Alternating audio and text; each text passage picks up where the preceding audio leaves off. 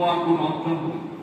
তাকওয়ার গুণ অর্জনের মাধ্যমে বাকি 11টি মাসে আমরা ভালো কাজ করতে পারবো, সকল ইসলাম বিরোধী কাজ থেকে আমরা দূরে থাকতে পারবো, আমরা সততার পরিচয় দিতে পারবো। এই কোরআন নাযিলের মাসে আমরা বেশি করে কোরআন তেলাওয়াত করে থাকি, যাতে করে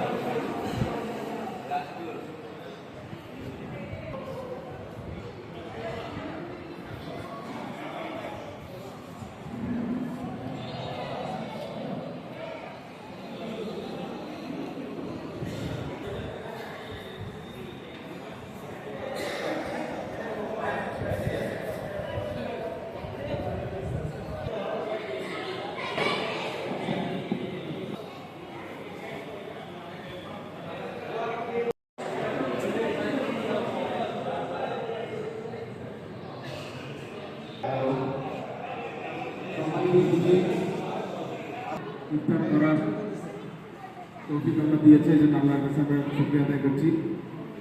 আলহামদুলিল্লাহ।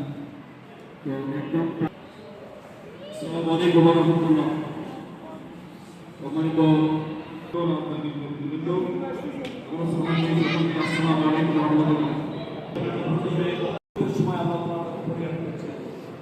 আল্লাহ, তুমি আমাদের সকলকে মাফ করো, তুমি আমাদের সকলকে মুস্তাকিমের রাস্তায় চলার সুযোগ দাও।